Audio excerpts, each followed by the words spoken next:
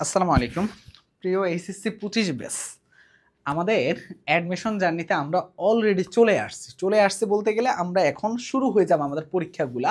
বিশেষ করে পরীক্ষা কোনগুলোর কথা বলতেছি, আমাদের কোচিংয়ের পরীক্ষাগুলা। দেখবা যে ডেইলি আমাদের এক্সাম নেওয়া হবে। দেখো, আমাদের অ্যাডমিশনের সবচেয়ে বড় যে জিনিসটা স্ক্যামের মতো কাজ করে সেটা হলো অ্যাডমিশনের মধ্যে আমাদের যে ফেজটা থাকে কোচিংয়ের টাইমটা, এই কোচিংয়ের মার্কের সাথে আমরা মেইন এক্সামের অনেক বড় পার্থক্য দেখতে পাই। এটার কারণ কি কি এবং এইটা থেকে কিভাবে তোমরা সতর্ক থাকবা, আমি সব বিষয়গুলো নিয়ে কথা বলবো, ঠিক আছে? এখন দেখো ভাইয়া, যেহেতু আমরা এখন অ্যাডমিশন জার্নিতে শুরু হয়ে যাচ্ছে, মোটামুটি সবাই কম বেশি অলরেডি, অনেকে একটা করে ক্লাস ওরিয়েন্টেশন নিয়ে ফেলছে, আবার অনেকে 5-6 তারিখ বা 7-8 তারিখ থেকে ক্লাস শুরু করবে। যেমন আমরা আমাদের ব্যাচে ক্লাস শুরু করতেছি ইনশাল্লাহ 7 তারিখ থেকে, না সরি, আমরা 8 তারিখ থেকে ক্লাস শুরু করতেছি, 6 তারিখে আমাদের ওরিয়েন্টেশন রাখতেছি আমরা। এটা হলো আমাদের ব্যাচের প্ল্যানিং আপাতত, ঠিক আছে? আলহামদুলিল্লাহ অনেক শিক্ষার্থী আমাদের সাথে কানেক্ট হয়ে গেছে এবং খুব দ্রুত ইনশাল্লাহ ওদেরকে নিয়ে আমাদের জার্নিটা শুরু করতে যাচ্ছি। এখন আসলে এখানের মধ্যে সবচেয়ে যে পার্থক্যটা দেখা যায়, কোচিংয়ের মার্ক এবং মেইন এক্সামের মার্কের একটা বড় পার্থক্য কেন হয় আসলে, যেহেতু আমাদের কোচিংয়ের ক্লাসগুলো শুরু হয়ে যাচ্ছে বা আমরা অনলাইনে যারা আমাদের কাছে ভর্তি হচ্ছে এখানে মার্কগুলা, তো আসলে এখানে যে জিনিসটা হয় কি, দেখো যেহেতু এক্সাম যখন শুরু হবে, প্রথমে তোমাদের চ্যাপ্টার ওয়াইজ এক্সাম, তারপরে পেপার ফাইনাল, তারপরে সাবজেক্ট ফাইনাল, তারপর ফাইনাল মক টেস্ট, এভাবে তো ডে বাই ডে এক্সামগুলো বড় হতে থাকবে। তো চ্যাপ্টার ওয়াইজ এক্সামে থাকে 30 মার্ক, বুঝতে পারছো? তো ছোট ছোট চ্যাপ্টার, তখন তুমি অনেক সময় যারা একদম সৎভাবে এক্সামগুলো দেয় বা যারা ধরো অফলাইনে এক্সামগুলোতে কি হয় যে একটা ব্যাচ এক্সাম দিছে, পরের ব্যাচগুলোর সাথে ওই এক্সামের মার্কগুলা কি ওই এক্সামের প্রশ্নগুলো স্টুডেন্টরা কানেক্ট করার চেষ্টা করে। তখন কি হয়, ওই আগের ব্যাচে কি প্রশ্ন দিছে ওগুলো নিয়ে তারপর অনেকে পরীক্ষা দিতে যায়। তো ওই যে শিক্ষার্থীরা ভাবতেছো যে সাময়িকের জন্য তুমি ভালো মার্ক পেয়েছো, কিন্তু মেইন এক্সাম এটা সবচেয়ে বড় একটা বাধা হয়ে থাকবে।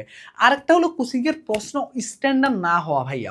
এখানে মোস্ট ইম্পর্টেন্ট যে জিনিসটা আমি সব সময় মনে করি, সব সময় আমি যে জিনিসটা দেখি সেটা হলো কি, সেটা হলো যে কোচিংয়ের কি হয় বলতো ভাইয়া, কোচিংয়ের কোশ্চেন স্ট্যান্ডার্ড না হওয়া, কোচিংয়ের প্রশ্ন স্ট্যান্ডার্ড না থাকে। এখন দেখো ভাইয়া, এটা হলো সবচেয়ে বেশি জরুরি, স্ট্যান্ডার্ড না থাকা। এটা কখন স্টুডেন্টরা টের পায় জানো, যখন ওদের ঢাকা ইউনিভার্সিটি, মেডিকেল, বুয়েট এই এক্সামগুলো শেষ হয়ে যায় না, তখন ওরা এসে আমাদের কাছে বলে যে ভাইয়া এখন ভাইয়া আপনারা স্ট্যান্ডার্ড প্রশ্নে এক্সাম নিতে হবে ভাইয়া, এই এই জায়গায় ভর্তি হয়েছে ভাইয়া, স্ট্যান্ডার্ড কোশ্চেনে পরীক্ষা দিতে পারি না, সব কঠিন প্রশ্ন দিয়ে রাখে। ভাইয়া দেখবা কিছু কিছু এক্সামে এত এত কঠিন প্রশ্ন দিয়ে রাখে, যে কঠিন প্রশ্নগুলো দেওয়ার কারণে তোমার আসল প্রস্তুতিটা কমপ্লিট হয় না। তুমি মেইন এক্সামে গিয়ে দেখো যে কোশ্চেন এত কঠিন না, আবার কোশ্চেন এতটাই অনেকে সহজ করে যেটা আবার মেইন এক্সামে না। এখানে কোশ্চেনগুলো করতে হয় অ্যানালাইসিস করে, প্রশ্ন স্ট্যান্ডার্ড লেভেলের প্রশ্ন করতে হয়। এই প্রশ্নগুলোতে বিগত বছরের প্রশ্নের ধারা এবং সামনের বছরের ছাত্রদের চিন্তা ভাবনা, এই সবগুলোকে মিলিয়ে কোশ্চেনগুলো তৈরি করা লাগে। এই স্ট্যান্ডার্ড কোশ্চেনের গ্যাপ থাকার কারণে মেইন এক্সাম আর কোচিংয়ের এক্সামের মধ্যে একটা বড় ফারাক তৈরি হয়। দেখা যায় যে কোচিংয়ের এক্সামে তোমার একটা বন্ধু পাচ্ছে 193, 98, 97। তোমরা যারা মেডিকেলে কোচিং করবা তোমরা এটা বেশি ফলো করবা যে তোমার অনেক ফ্রেন্ড 100তে 100 পাচ্ছে, 198 পাচ্ছে, 97 পাচ্ছে, 90-এর উপর পাচ্ছে। এরা অনেকে চান্সে পায় না ভাইয়া, বিশ্বাস করে এরা অনেকেই চান্স পায় না। এখন বলতে পারো ভাইয়া কোচিংয়ের এক্সামে তো প্রশ্ন দেখি স্ট্যান্ডার্ড থাকে, তাহলে কিভাবে? এখানে দুইটা কারণ, একটা হলো সততার জিনিসটা সবচেয়ে বেশি গুরুত্বপূর্ণ। অনেক শিক্ষার্থীরা কি করে, আগের বেসের সাথে মিলিয়ে পরীক্ষার প্রস্তুতি নেয়, বা অনেকে কি করে যে কোশ্চেনগুলা যে আগের ব্যাচের যে প্রশ্ন থাকে ওই সেম প্রশ্ন যদি পরীক্ষা হয় ওই কোশ্চেনগুলো কালেক্ট করে।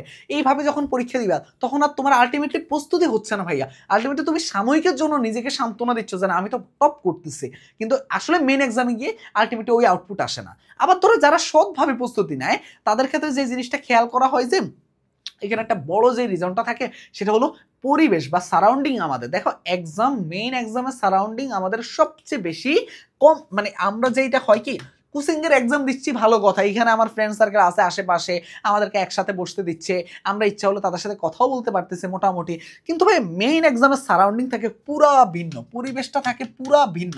এটা একটা বড় কারণ থাকে।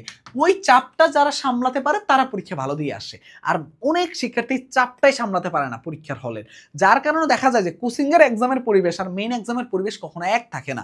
আমরা মনে করি যে কোচিংয়ের এক্সামে যারা টপ করবে তারাই টপ করবে, না ভাইয়া, তুমি এখন থেকে এই মেন্টালিটি সেট করে রাখো দেখো যে তোমার যেইটুকু তুমি নিজে সৎভাবে মার্ক আনার চেষ্টা করবে, এবং কোশ্চেন যদি স্ট্যান্ডার্ড না হয় ওইখানের পরিবর্তে কোথায় স্ট্যান্ডার্ড প্রশ্নে পরীক্ষা নিচ্ছে সেটাকে বেশি প্রায়োরিটি দিতে হবে ভাইয়া।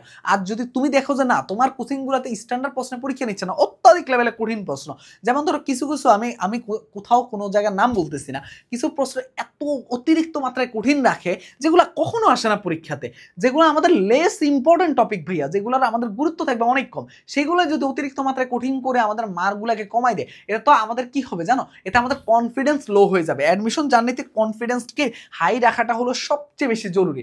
যখন আমাদের কনফিডেন্স লো হয়ে যাবে তখন আসলে আমরা অনেক বেশি পিছিয়ে পড়বো। এই কনফিডেন্স লো করা যাবে না, তার কারণে যেই কোচিং সেন্টারগুলো যেখানে স্ট্যান্ডার্ড প্রশ্ন পরীক্ষা মানে কোশ্চেনে পরীক্ষা নেওয়া হয় না, সেখান থেকে একটু বিরত থাকতে হবে ভাইয়া। এটা তোমাদেরকে নিজেদেরকে যাচাই করতে হবে। তার মানে কি বলতো ভাইয়া, এখানের মধ্যে আমরা কয়েকটা পয়েন্ট, সেটা হলো আরেকটা বিষয়, মেইন গুরুত্বপূর্ণ বিষয় হলো সততা।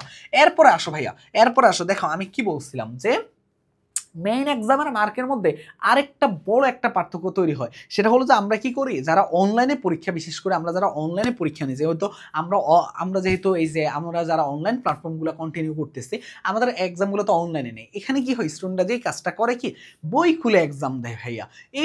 এইটা কোনো কথা বলো তো? এখন তুমি যদি নিজেকে সতর্ক না করতে পারো তাহলে তো তোমার জন্য সবচেয়ে বড় চাপ হয়ে যাবে সামনে ভাইয়া।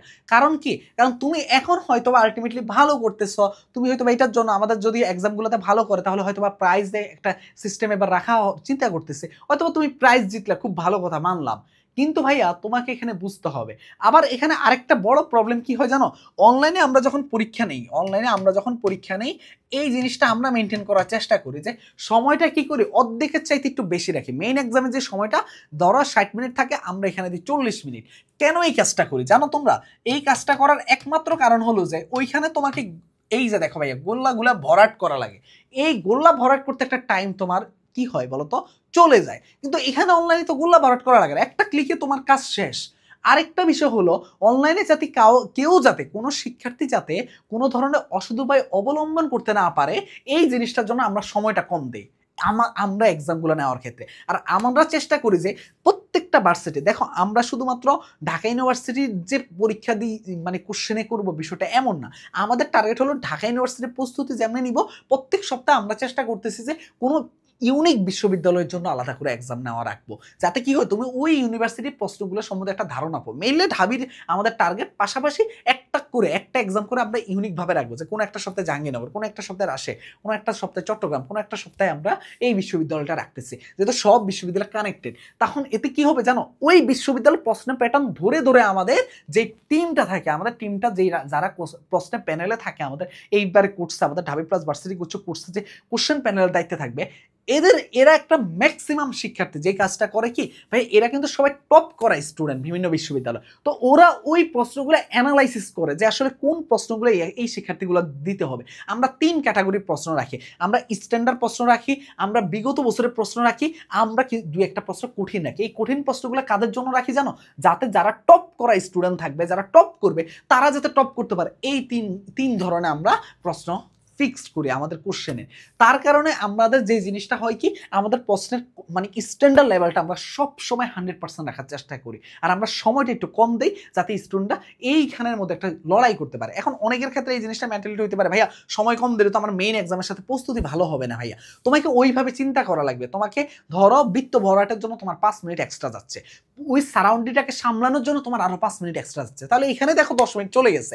আমরা যদি 45 মিনিটও দেই, দেখো 60 মিনিটের মধ্যে মেইনলি তোমাদের পরীক্ষা হয় 55 মিনিট, তাহলে আমরা এখান থেকে 10 মিনিট কমায় রাখার চিন্তা করি সব সময় 10 মিনিট আমরা বা 15 মিনিট আমরা কমায় রাখার চেষ্টা করি, তার মানে 45 মিনিট। ভাই এই 45 মিনিট তোমার অনলাইনের জন্য পারফেক্ট ভাইয়া, অফলাইনের জন্য এই 45 মিনিট হয়ে যাবে 55 মিনিট। কেন জানো, কারণ অফলাইনে ওই যে 5 মিনিট তোমার গোল্লা ভরাট এবং 5 মিনিট তোমার কিসে লাগতেছে বলো তো ভাইয়া, ওই সারাউন্ডিংটা সামলাতে তোমার সময় চলে যাচ্ছে।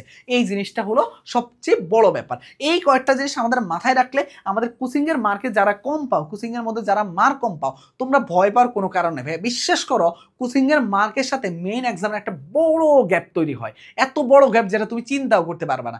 আর যারা কোচিং এর মার্কে অনেক ভালো মার্ক পাচ্ছ, তোমরা এটা ভাববা না যে আমি মেইন এক্সামও টপ করে ফেলবো, বিষয়টা মোটেও তা না। তবে এটা অনেকাংশ শিক্ষার্থী করে, বাট এইটা ভাবা উচিত না যে কোচিং এর টপ করা মানে আমি মেইন এক্সামে টপ করা।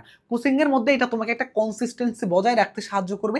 ওইখানে সারাউন্ডিং আর কোচিং এর সারাউন্ডিং কখনো এক না, তাই ওইভাবে মেন্টালিটি সেট করে যেতে হবে। আর যে কথাটা বলতেছিলাম আর কি, আমাদের কোর্সের মধ্যে দেখো আমাদের এই যে লাইভ ক্লাসের পাশাপাশি আমরা যে ডেইলি এক্সাম এবং সাপ্তাহিক এক্সাম নিব, এইটার প্রশ্নের স্ট্যান্ডার্ডটা আমরা কিভাবে রাখবো ওইটাই আমি তোমাদেরকে এতক্ষণ বুঝালাম যে প্রশ্নের স্ট্যান্ডার্ড মান আসলে কিভাবে আমরা রাখার চিন্তা করতেছি, এটা হলো সবচেয়ে বেশি জরুরি ভাইয়া। তো আশা করি যে এই যে আমরা যে 3 ক্যাটাগরি 3টা জিনিস চিন্তা করে আমাদের পুরো টিমকে আমরা গাইড অলরেডি মিটিং কিন্তু আমাদের চলমান, তার মানে কি ওদেরকে আমরা অলরেডি গাইড করতেছি কিভাবে কোশ্চেনগুলো সিলেক্ট করতে হবে। আমরা এতদিন বিভিন্ন বিশ্ববিদ্যালয়, তোমরা জানো যে জাবি চবি গুচ্ছ কৃষিতে আমাদের কত স্টুডেন্ট থাকে ঢাবি থেকে শুরু করে, তার মানে এই স্টুডেন্টগুলো যারা আমাদের কাছ থেকে টপ করে এবং এই ছাড়াও যারা টপ পার আছে আমরা তাদেরকে এক জায়গায় করে এই প্যানেলের দায়িত্ব দিয়ে রাখি।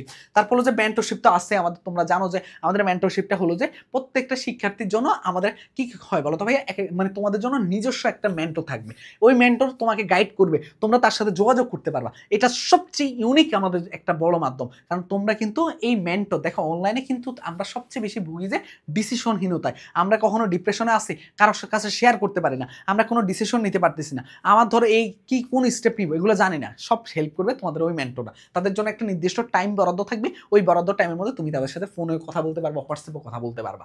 তারপর যে গাইডলাইন সেশন, মানে তোমার বড় ভাইয়ের মতো একজন থাকতেছে। গাইডলাইন সেশনটা কি, আমাদের গাইডলাইন সেশন না হবে আমরা যেহেতু শূন্য থেকে তোমাদেরকে একদম ইম্পর্টেন্ট একদম ইউনিক ভাবে পড়াবো, যতটুকু প্রয়োজন ততটুকু কমপ্লিট করাবো। তার জন্য যেটা হবে কি এইখানের মধ্যে তোমাদের জন্য, বিশেষ করে তোমাদের জন্য যে এই সেশনটা হবে সেটা হলো যে অনেক শিক্ষার্থীরা অনেকের গ্যাপ থাকে, এর বাইরেও কিছু গ্যাপ থাকবে, ওই গ্যাপগুলোর জন্য তোমাদের কোন কোন জায়গায় কার কার গ্যাপ আছে ওই গ্যাপগুলো সম্বন্ধে আমি জানার চেষ্টা করবো। তোমরা পড়াশোনা ঠিক মতো করতেছো কিনা এই আপডেটগুলো নেওয়ার জন্য আমাদের এই গাইডলাইন সেশনটা জুমের মধ্যে হবে, তোমাদের সাথে আমার আড্ডা হবে, ওই ওই ওই সময়টা আলোচনা হবে, ওই সময়টা ওই জিনিসগুলো নিয়ে আমরা যাতে পরবর্তীতে কাজ করতে পারি। ডাউট সলভিং ক্লাস হবে, তোমাদের ক্লাসগুলো নেওয়া হবে, অলরেডি ডিসকাশন গ্রুপে পোলাপানকে অ্যাড করে নেওয়া হচ্ছে, ওই ডিসকাশন গ্রুপের মধ্যে তোমাদের যত প্রবলেম থাকবে সেগুলো তোমরা দিবা, ক্লাস শুরু হওয়ার পরে ওই প্রবলেমগুলো নিয়ে আমরা আলাদা ডাউট সলভিং ক্লাস নিব প্রত্যেকটা সাবজেক্টে। ফাইনাল মডেল টেস্ট নেওয়া হবে, হাতে ক্যালকুলেশন কেন ইম্পর্টেন্ট তোমরা এটা আমি আগেও কথা বলছি, এতদিন তোমরা ক্যালকুলেটারে ক্লিক করে আসছো, এখন তোমাদের হাতে ক্যালকুলেশনের মানে ইয়াটা জরুরি, কারণ অল্প সময়ের মধ্যে তোমাদেরকে এগুলো অ্যান্সার করা লাগবে, তার জন্য হাতে ক্যালকুলেশন খুব জরুরি। আর কোশ্চেন ব্যাংক তো আমরা সলভ করাবো, আমরা আমাদের পড়ানোর নিয়ম হলো যে টাইপ ওয়াইজ আমরা কনসেপ্ট ক্লিয়ার করে বিগত বছরের কোশ্চেন সলভ করানো, ঠিক ওইটাই আমরা তোমাদের বেলায় করাবো ইনশাল্লাহ। এই কোর্সের কোর্স ফি হলো 2999 টাকা, এখনো অফার চলতেছে। সবচেয়ে মজার বিষয় হলো এখন কিন্তু টপ 50 জনের জন্য আমাদের আরেকটা এখন যারা ভর্তি হবে টপ 50 জনের জন্য একটা বড় অফার হলো আমাদের কি বলতো, আমরা একটা বই তোমাদেরকে গিফট করবো, সেটা হলো বাউন্স ব্যাক, এটা হলো কোশ্চেন ব্যাংক, এটা হলো কোশ্চেন ব্যাংক। এই কোশ্চেন ব্যাংকটা আমরা তোমাদেরকে গিফট করবো ইনশাল্লাহ, যারা টপ 50 জনকে এখন থেকে যারা ভর্তি হচ্ছে। তো ইনশাল্লাহ তোমাদের ভর্তি হওয়ার জন্য 013147700610 এই হোয়াটসঅ্যাপে মেসেজ দাও এবং বাকি বিস্তারিত জেনে নাও। সবার জন্য শুভকামনা রইল, সাবস্ক্রাইব করতে ভুলবা না। এটা হলো আমাদের পেইড কোর্স, আর মেডিকেলে আমাদের পুরো প্রস্তুতি হবে আমাদের ফ্রিতে। প্রথম ক্যাপশনে দেওয়া যেই লিঙ্কটা আছে ওইখানে যুক্ত হয়ে যাও আর ফ্রি ক্লাসে জয়েন করো। আল্লাহ হাফেজ, আসসালামু আলাইকুম।